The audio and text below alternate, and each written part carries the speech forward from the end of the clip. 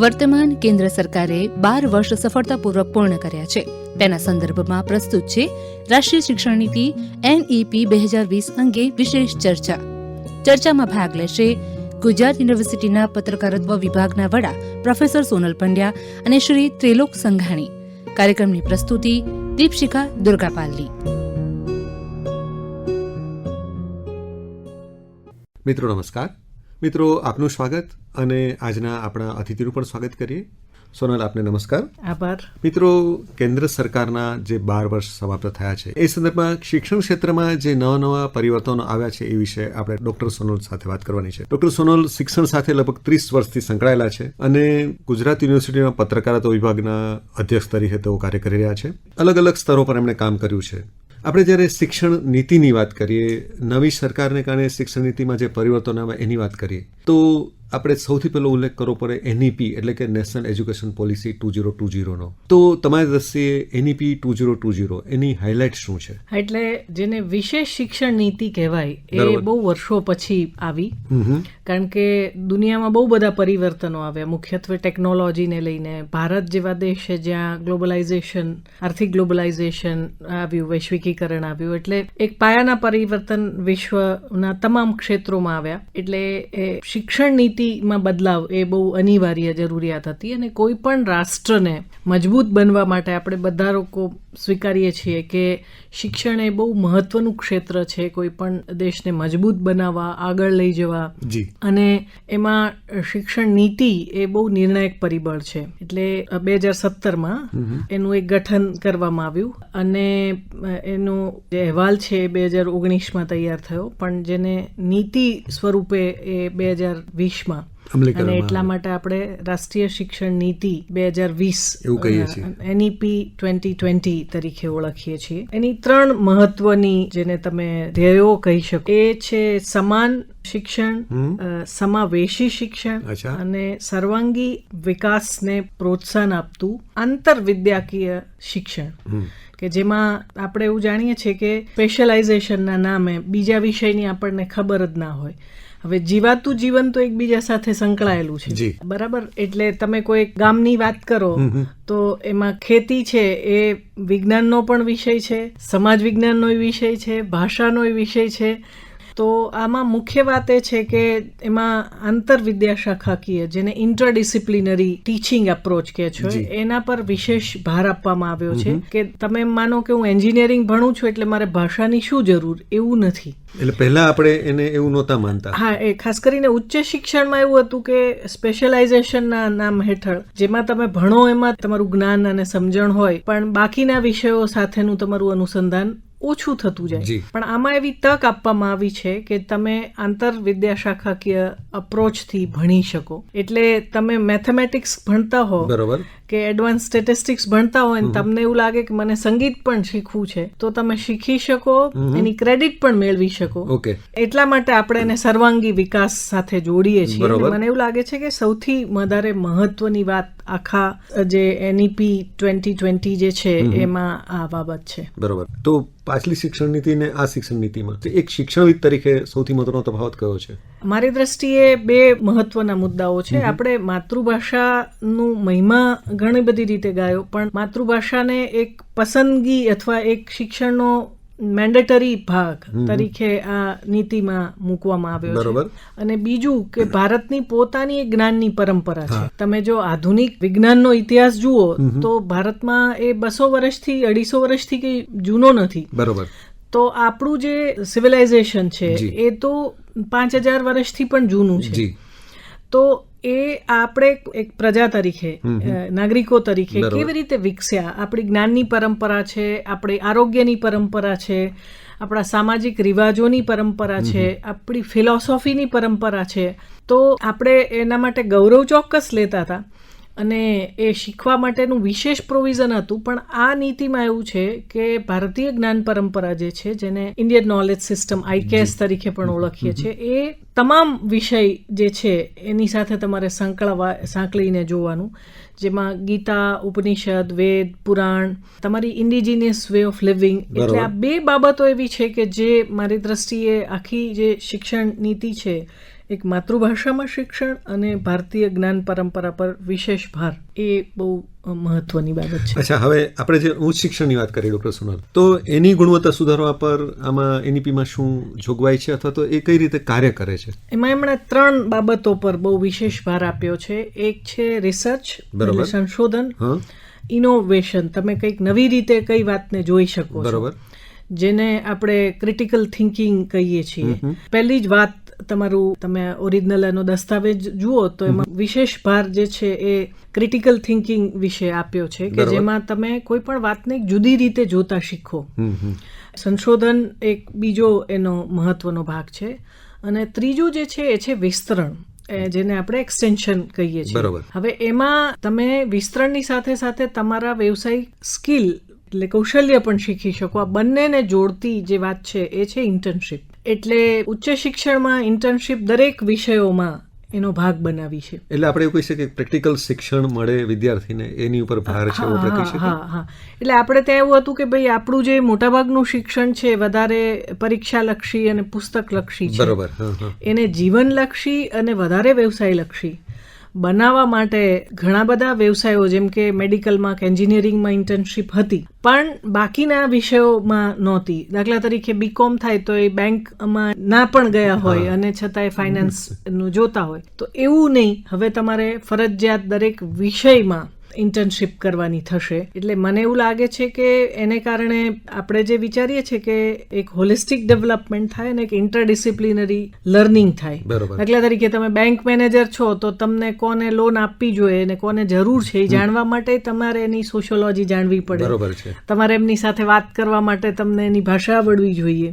તો આવા ઘણા બધા મુદ્દાઓ છે કે જેને આપણે વારંવાર આની વાત કરીએ છીએ કે એમ્પ્લોયેબિલિટી નથી, તો એ એમ્પ્લોયેબિલિટી વધારવા માટે પ્રયાસ ચોક્કસ થયો છે. એટલે આંતરવિદ્યા શાખાકીય જે અભિગમ છે એ માત્ર ને માત્ર કંઈ સૈદ્ધાંતિક નથી, એનો વ્યવહારિક ઉપયોગ છે. બરોબર. તો ઇન્ટર્નશીપ થકી ઉચ્ચ શિક્ષણમાં એને તમે પૂરી શકો. બીજું જે મહત્વનું પાસું ઉચ્ચ શિક્ષણમાં જે છે ને એ છે એમઈ, મલ્ટિપલ એન્ટ્રી અને મલ્ટિપલ એક્ઝિટ, જેને આપણે ચોઇસીસ કહીએ છીએ. એટલે આપણી ભારતીય જ્ઞાન પરંપરામાં કહે છે ને કે ભાઈ મુક્તિ અપાવે તે વિદ્યા, અને એ મુક્તિનો અર્થ અહીંયા પસંદગીના સંદર્ભે છે, કે જેમાં તમે 2 વર્ષનો ડિપ્લોમા, 1 વર્ષનો સર્ટિફિકેટ્સ અને 3 વર્ષ પછી ગ્રેજ્યુએશન કરી શકો, અને 4 વર્ષ પછી પણ ગ્રેજ્યુએશન પૂરું કરી શકો. અને આ મલ્ટિપલ એન્ટ્રી અને મલ્ટિપલ એક્ઝિટ તમને તક મળે છે કે ભાઈ તમને એવું લાગે કે મારે મારી વ્યવસાયિક સજ્જતા માટે 1 વર્ષનો સર્ટિફિકેટ કરીને છોડી દેવું છે, તો તમે છોડી દઈ શકો. બરોબર છે. અને એને કારણે શું થશે કે માત્ર ડિગ્રી માટે નહીં ભણે, જ્યારે એને એવું થશે કે મારી સજ્જતા છે ને હવે હું આમાંથી એક્ઝિટ કરી શકું છું, તો એને ડિગ્રી પણ મળશે અને એની નોકરી કરવાની તક જતી પણ નહીં રહે. બરોબર છે. એવી જ રીતે એક ક્રેડિટ બકેટ તૈયાર કરવામાં આવી છે કે જેમાંથી તમે તમારી માર્કશીટ તૈયાર કરી શકો. દાખલા તરીકે મને એવું લાગે કે ભાઈ મારો વિષય જે છે મીડિયા અને કમ્યુનિકેશન, એ શીખવાની સાથે સાથે મને એવું લાગે છે કે મારે ગુજરાતી સાહિત્ય પણ શીખવું, અને મને એવું લાગે છે કે મારે ફિઝિક્સ પણ શીખવું છે. તો આ તક આપણી પાસે નહોતી. હવે ઓન પેપર વસ્તુ તમે કરી શકશો. એની માટે યુનિવર્સિટીઓને પણ સૂચના અપાઈ છે. ઘણા બધા જેને સ્ટ્રક્ચરલ ચેન્જીસ કહી શકાય એ પણ એમાં કરવામાં આવ્યા છે. તમે 4 વર્ષનો ડિગ્રી કરીને સીધા પીએચડીમાં પણ અપ્લાય કરી શકો છો.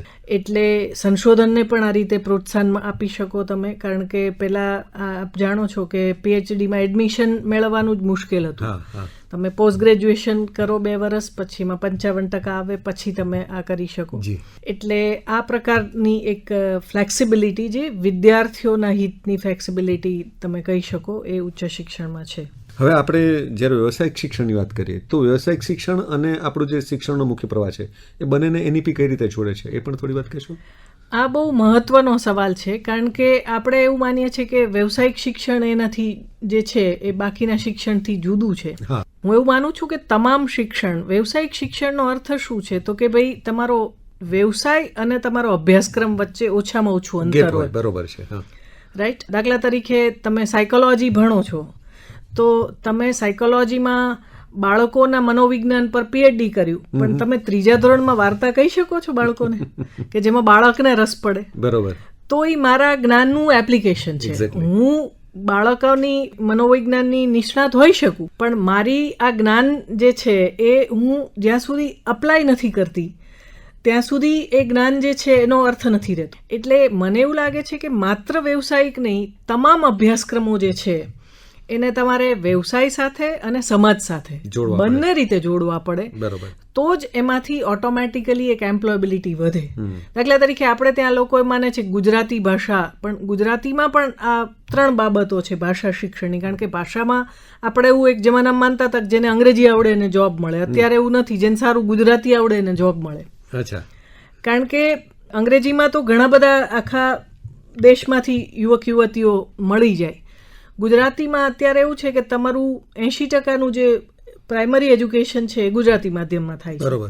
એટલે હવે જો તમે સારા લેખકો, સારા મીડિયા કન્ટેન્ટ ક્રિએટર ગુજરાતીમાં ઊભા કરો તો ગુજરાતીમાં તો નોકરી છે જ. કારણ કે ભાષા શિક્ષણની 3 બાબતો છે. વ્યાકરણ જે આપણે ભણીએ છીએ કોઈ પણ ભાષા ભણતી, બીજું છે સાહિત્ય, અને ત્રીજું છે પ્રત્યાયન એટલે કમ્યુનિકેશન. હવે આપણે જ્યારે થિયરિટિકલ લેંગ્વેજ ભણીએ છીએ ને ત્યારે આપણે મોટા ભાગે સાહિત્ય અને વ્યાકરણ જ ભણીએ છીએ. ભાષાનું મૂળ કામ તો પ્રત્યાયનનું છે, એ આપણે ભૂલી જઈએ છીએ. તો આપણે કેમ ગુજરાતીમાં BA થયેલા અભ્યાસક્રમને તમે વ્યવસાય સાથે ના જોડી શકો? જોડી જ શકો. તો આ તક મને એવું લાગે છે કે બહુ મોટા પ્રમાણમાં એ NEPમાં ઊભી થઈ છે. કારણ કે તમે ઇન્ટર્નશીપ કરો એટલે તમને ખ્યાલ આવે કે મારા વર્ગખંડ અને મારું વ્યવસાય આના વચ્ચે જે તફાવત છે, મારે કેટલું સજ્જ થવું પડશે મારા વ્યવસાયમાં ફિટ થવા માટે. એ એક મોટી જે ગેપ છે એને પૂરવાનો પ્રયત્ન શિક્ષણ પ્રથામાં થયો છે. અચ્છા, બીજું એક મહત્વની વાત, ડિજિટલ શિક્ષણની આપણે જ્યારે વાત કરીએ તો એ કઈ રીતે આમાં એને આવરી લેવામાં આવ્યું છે અને કઈ રીતે આપણા વિદ્યાર્થીઓને ઉપયોગી થશે?